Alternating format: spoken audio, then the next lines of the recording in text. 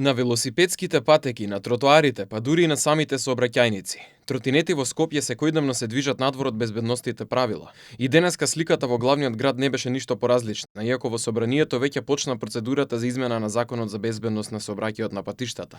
Доколку немате 18 години, нема да може да возите електричен тротинет. Брзината пак ќе биде ограничена на 20 км на час, а доколку не ги почитувате правилата, тротинетот може да ви биде одземен 30 дена.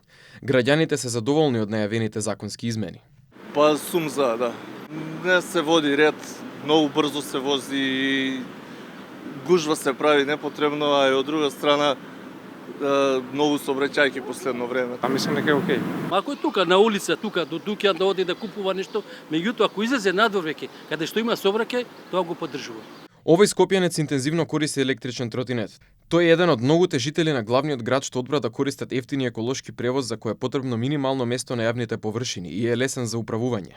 Се согласува дека треба да се воведе бидејќи честа пракса низ улиците е да се видат по двајца или тројца малолетници како се возат на еден тротинет и тоа со преголема брзина, а во многу случаи интервенирала и брзата помош.